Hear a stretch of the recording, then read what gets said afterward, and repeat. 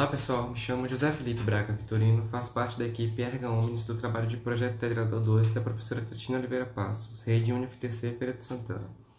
Para o projeto, nossa escolha de tema foi aumento da violência contra a mulher durante a pandemia do Covid-19. A violência contra a mulher, embora seja dos tipos de violência mais antiga, só ganhou destaque a partir dos anos 90, com o advento dos direitos humanos. Trata-se de um fenômeno universal que persiste em todos os países do mundo. A violência doméstica, em especial, continua a ser terrivelmente comum e aceita como normal em muitas sociedades ao redor do mundo. Erradicar a pandemia da violência de gênero é o verdadeiro desafio do século XXI, muito mais do que qualquer outro tipo de avanço científico, cultural ou tecnológico. E o primeiro passo para enfrentar esse desafio é aprender a detectá-lo. A violência de gênero geralmente se manifesta primeiro como agressão verbal, em xingamentos, ofensas proferidas, gritos e aumento de tom de voz. É muito importante conhecer seus mecanismos, porque as consequências psicológicas desse abuso são as mesmas ou até mais graves do que as dos abusos físicos. Desde cedo, nós ouvimos a frase em briga de marido e mulher não se mete a colher, em vez de perguntarmos por que ele a agride, por que tanta violência. A sociedade sempre tende a colocar o centro da gravidade dos maus tratos na vítima, procurando as razões, querendo justificar as agressões, dizendo ser causada por estresse, raiva, uso de álcool ou outras substâncias, por exemplo. A respeito da pandemia, vimos um crescente aumento das ocorrências de feminicídio e de numerosos casos de violência doméstica contra as mulheres, meninas e jovens. Diversos países registraram tal aumento, como é o caso da Alemanha, Canadá, França, Estados Unidos e China, dentre outros. Trata-se, portanto, de um problema global. No Brasil, os índices já eram bastante acentuados antes mesmo da pandemia. De acordo com o Anuário Brasileiro de Segurança Pública, a cada 2 minutos, uma mulher realiza registro policial por violência doméstica no país, o que totalizou, em 2018, 263 mil casos de violência corporal dolosa, quando há intenção de causar a lesão. A gravidade desses efeitos colaterais da pandemia sobre as mulheres se torna evidente diante dos dados trazidos pelo Monitor da Violência. Os números mostram um aumento nos homicídios de mulheres e feminicídios em 14 e 11 estados, respectivamente, no primeiro semestre de 2020, quando comparado com o mesmo período de 2019. Em relação aos homicídios de mulheres, se destacam as regiões Norte e Nordeste, onde 3 estados apresentaram crescimento acima de 80%. O aumento dos homicídios de mulheres e feminicídios pode estar relacionado, além do aumento do tempo de convivência entre as vítimas e os autores, os agressores, ao agravamento de episódios de violências pré-existentes, bem como a suspensão de serviços prestados por instituições de acolhimento à vítima de violência doméstica, ou até mesmo ao distanciamento das redes de apoio de familiares e amigos. Em meio à pandemia, muitas mulheres acabaram se vendo confinadas com seus agressores ou perderam contato com sua rede de apoio, que muitas vezes auxilia na denúncia da violência sofrida ou no próprio acolhimento das vítimas, desde a maior vulnerabilidade no mercado de trabalho até as situações de violência doméstica e feminicídio. A pandemia escancarou a necessidade de elaboração de políticas de segurança para as mulheres, considerando os mais diferentes tipos de opressão e desigualdade às quais estão sujeitas. Para nos auxiliar nesse projeto, nós convidamos o Dr. Felipe Giraldelli, delegado da Delegacia de Homicídios daqui de Feira de Santana. Eu sou Felipe Giraldelli, delegado da Polícia Civil aqui do estado da Bahia, atuo na Delegacia de Homicídios de Feira de Santana. Bom, pessoal, o feminicídio nada mais é do que um homicídio qualificado por condições, de sexo feminino, ou seja, geralmente ocorre quando há uma situação de violência doméstica contra a mulher ou quando ocorre uma misoginia, ou seja, um menosprezo pela condição de mulher. Aqui na cidade de Feira de Santana, neste ano, ocorreu 3 feminicídios. Dentre eles, ocorreu um logo no começo do ano, o qual foi elucidado. Como que foi esse caso? O autor, ele teve uma discussão com a vítima, momentos anteriores, inclusive estava no bar. A vítima, ela continuou discutindo com ele, foi acionada a polícia militar, a qual esteve no local, só que no momento que a polícia militar esteve no local e fez contato com o casal, a vítima disse que era apenas uma discussão do dia a dia, que não havia nenhum tipo de crime, e dispensou os policiais, os quais foram embora, até porque não havia nada o que fazer naquele momento. Não havia nenhum sinal de agressão, não havia nenhuma violência, postura correta.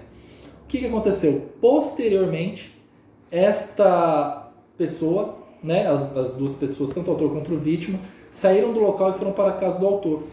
Lá na casa do autor houve uma nova discussão e esse autor matou a vítima com facadas. Nós descobrimos quem que era o autor, rapidamente foi feito, né, a representação pela prisão preventiva. O autor ele ficou um tempo foragido, mas nossa equipe conseguiu localizar e eventualmente correu à prisão dele, encontra-se preso até a presente data.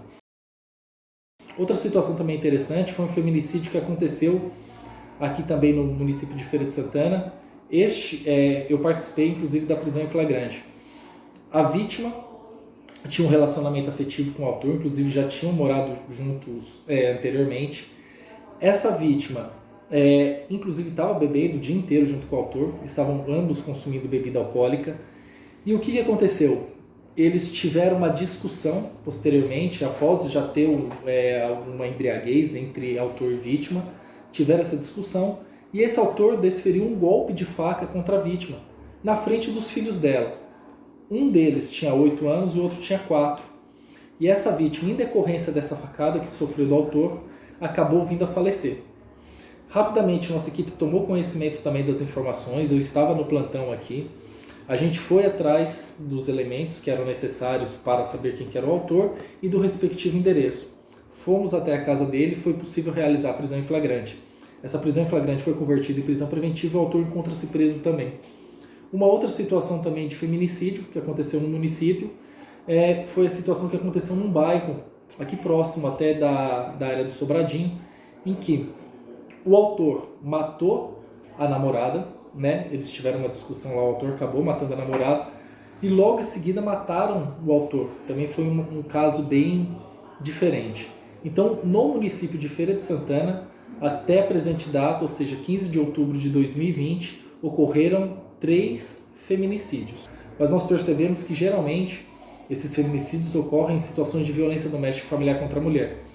E são ocasionados, geralmente não é na primeira agressão que a mulher vai morrer, nesses casos específicos. Geralmente existe um histórico de agressões anteriores, né? Então a gente pede para que as mulheres que sofram com esse tipo de agressões, sejam físicas, verbais, enfim, procurem a delegacia da mulher para que sejam tomadas devidas providências, que acionem os órgãos responsáveis aí pela segurança pública, como no caso da mulher que sofreu uma agressão naquele momento, deve acionar sim a polícia militar, né, através do 90, e informar os policiais os fatos que ocorreram, para que possa ser feito as respectivas prisões, né? Meu nome é Adriele, eu tenho 21 anos.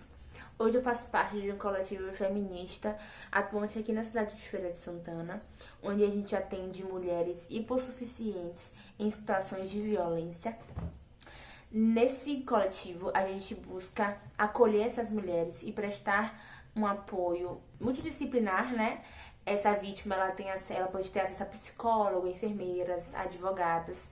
E nosso maior objetivo mesmo é oferecer uma proteção a essas mulheres para que elas consigam se livrar do agressor, da violência e seguir as suas vidas. A gente pode perceber que na pandemia o número de procura aumentou, né? De procura de ajuda aumentou um pouco. Mas a gente percebe também que muitas dessas mulheres, elas não finalizam esse processo. Elas têm medo de denunciar, elas não têm apoio na família, falta essa rede de apoio, assim, familiar principalmente para essas vítimas. Então, assim, elas desistem de denunciar, às vezes elas vão até a delegacia uma primeira vez, prestam o primeiro depoimento e depois não querem mais. E a gente tenta, né, orientar o melhor caminho para essa vítima, mas sempre deixando livre a escolha dela, né, porque ela que decide o que ela quer fazer, quais os próximos passos, né, a gente sempre tá ali para orientar, mas o próximo passo é de acordo com a vontade dela. A gente percebe também que, como eu disse, muitas dessas mulheres não têm rede de apoio, o que dificulta muito esse trabalho da gente, porque a gente não tem um contato de emergência, a gente fica um pouco engessado para trabalhar com essa vítima, porque ela não tem a quem recorrer além da gente. Nesse contexto, a maioria das vítimas, elas se sentem envergonhadas em exporem, né, que sofreram ou sofrem algum tipo de violência, porque elas se sentem culpadas por isso. E assim, a gente busca informar, né, no geral, todas essas mulheres, para que elas saibam que não é culpa dela. Não é culpa dela se ela já foi agredida, não é culpa dela se ela já foi maltratada. Nada é culpa dela, nunca é culpa da vítima. Então, por isso que eu acho tão importante, né, a divulgação dos tipos de violência, que não existe só violência física, violência sexual, tem a violência psicológica, tem o abuso financeiro. Então, assim, é muito importante que a nossa sociedade, além de bem informada, ela seja atuante contra a violência, né? Que ela denuncie quando ela saiba de um caso de violência, que ela acolha uma mulher que sofre de violência.